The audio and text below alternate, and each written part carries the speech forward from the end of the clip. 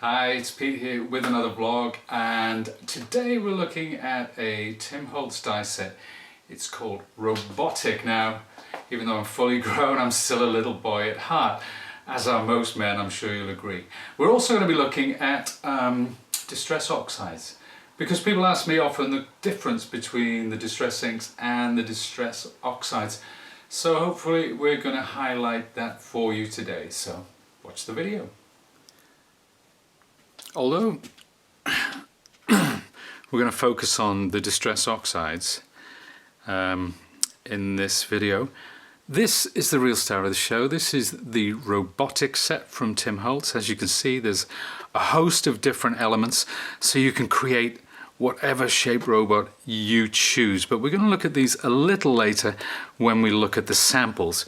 I want to make some backgrounds. This is a piece of standard 300 gram white card, and I'm going to be using walnut stain, broken china, spiced marmalade, rusty hinge and fossilized amber. Those are my colors of choice for today. So I'll start off with the spiced marmalade. Now, Distress Oxides are very different to Distress Inks. If you're using Distress Inks and wondering what is the difference, well, hopefully we can highlight some of those differences for you today. The first thing you'll notice is the intensity of the color, and these inks are more opaque. They're not as transparent as the Distress Inks, and they do oxidize or give an oxidized effect when you add water. So I'm just bringing in my spiced marmalade there, and next up we're going to have broken china. These are the two colors which are going to form the basis of this background, because once this is complete, I'm actually going to use this from which to die cut my shapes. So broken china, spiced marmalade, these two colors go together gorgeously, and when they blend you get that lovely green, almost a patina, sort of a copper patina green. So that's the first one there, and we'll just come into this corner as well. As with Distress Inks, the more that you apply, the more intense the color becomes, and you can blend and fade these out. So far there's very little difference between the oxides and the inks. So I'm going to come in with a little rusty hinge as well, slightly darker orange, but I always keep this one amongst my browns rather than my oranges.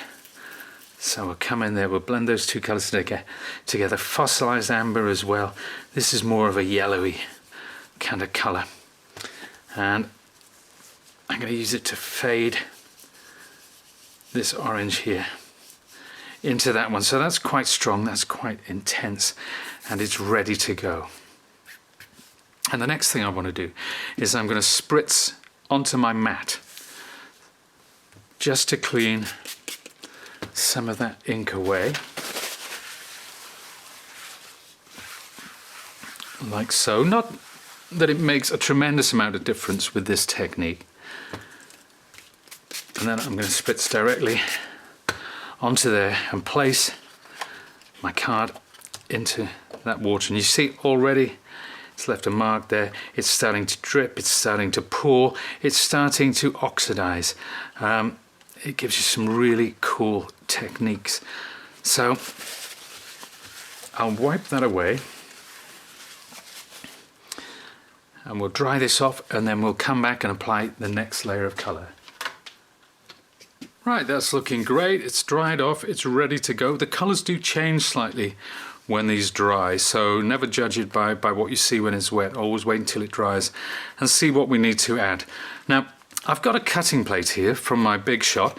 You could use a stamp block, it doesn't really matter. But what I'm going to do, I'm going to take my spiced marmalade and I'm going to press that into the cutting pad rather, like that. You can see that there. And I'm just going to give it a bit of a light spritz.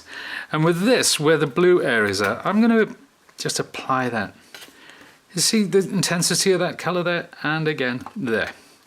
So that makes it, again, a little more interesting, and I can wipe that away. I don't mind using my cutting plates because I know with a bit of water and a kitchen towel, it wipes clean completely. And I'm going to repeat that with my broken china. Just come in there, and maybe a little walnut stain as well, just a touch. It's very unforgiving, so take extra special care when you're using these darker colours. So I'll spritz that again. You can see that lovely oxidization there. If you want, I'm going to use the tip of this. I'm going to move that around slightly, a bit more water. There. And that should give me a nice random effect. And with this, I'm just going to come into that corner there, press that down. Lovely. And there. Oh, look at that. That's gorgeous. The effect is different every time. Obviously, the more you practice these kind of techniques, the more control you have over it. But in truth, it is very different every single time.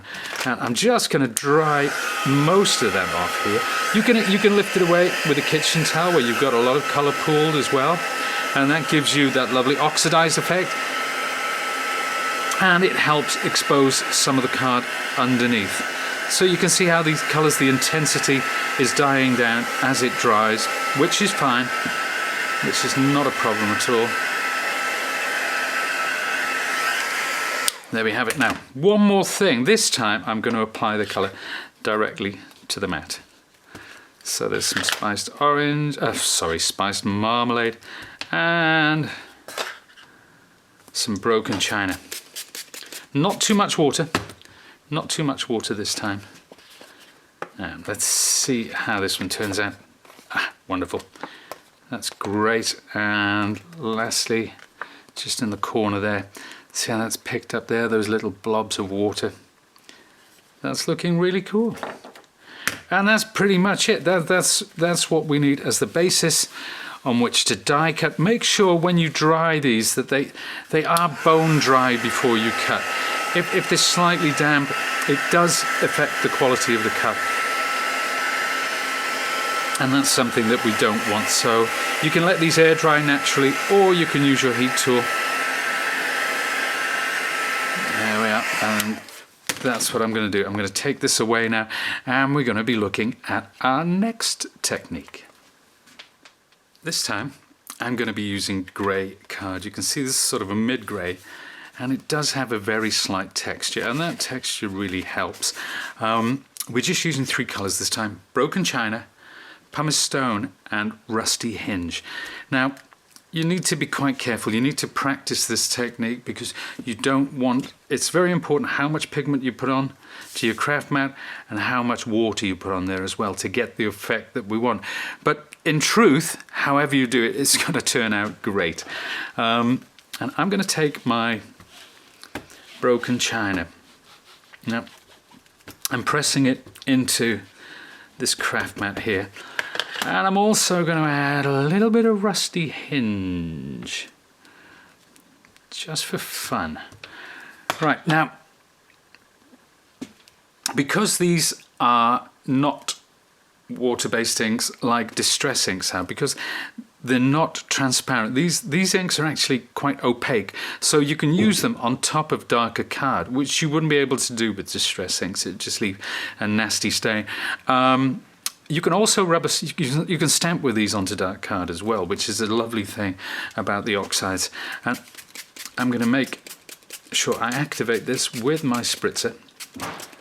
So quite a bit of water. You see the water droplets forming. And I'm just going to take my card and place it like so and lift it away. And that's the sort of effect I was after. You can see there are areas which are completely covered, some not so. I'll pick some more colour up there and by here. And there, that's going to settle in lovely, and we'll pull some more just in the centre there and let that drip down. You can even activate this with water a bit more if you prefer. I'm going to clean that away. So that's the first, but how easy was that for that gorgeous effect? And it is a patina effect that I'm after.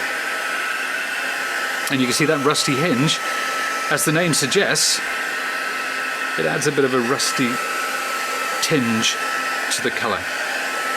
But it will drop back as it's dried. It's not as strong as when we first applied it. So let's just take the kitchen towel, dab away some of that. See the intensity dying back as this colour dries? That's absolutely fine, not a problem at all. Now the next stage, I'm going to use pumice stone. Same thing again. I'm going to, let's get some more of that off. And place this onto the mat. Like so. And spritz. Now this is quite a light colour. Not too much water. And it's going to make quite a difference. It's going to look quite dramatic when we hold it up. But as that dries, it's going to die back just a little bit. But it does make a big difference to the end result. Pick some more of that. Keep going until you get this where you want it. There. It's a lovely industrial look, which is perfect for our lovely robots. And I dry it off, and you watch this just sit back.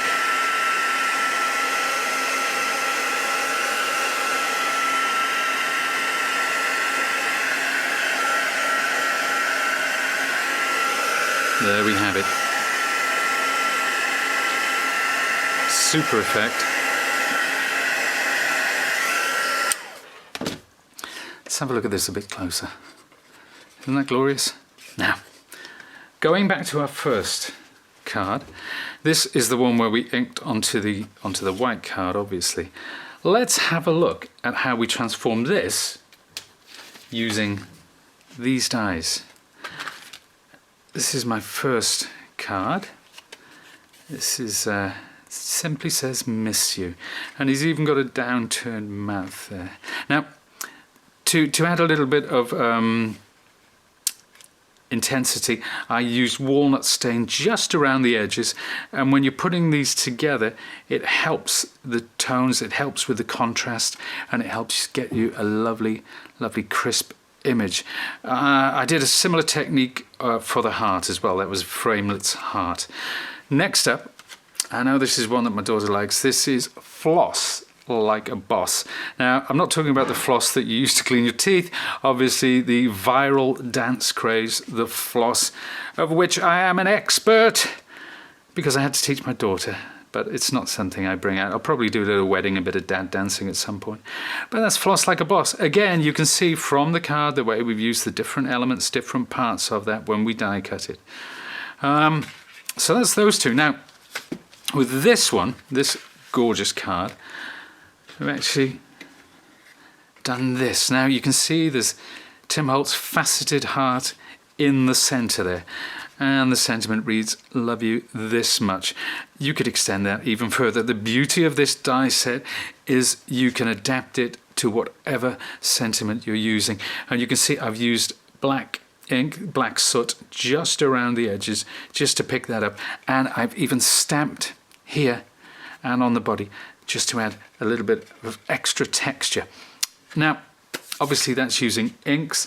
If you want to keep it simple, those lovely retro 1950 colours. This is a room plaque, and this is Joseph's room, obviously, but kept the colour palette really simple. We have used the Sizzix Cardstock pack for these gorgeous colours, and you can see we've used some of the elements from the Atomic Elements set, which works perfectly with these robots.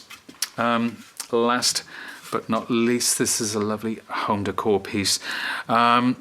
Very simple, very monochromatic, using simply ivory coloured card, different greys, a little bit of ink on the outside. I think it was antique linen probably, and vintage photo.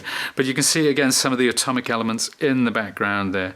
Perfect companion piece to this robotic die set. And that, my friends, is that. Thanks very much for watching today. I'm sure you'll agree it was a lot of fun. A lot of fun for me, certainly. I hope you enjoyed it too. If you want any more inspiration, please go to the blogs and the vlogs, and indeed anywhere on the Sizzix website, and you can learn more about our products and some of the things that you can do with them. So thank you very much for watching, and I'll catch you again soon. Bye.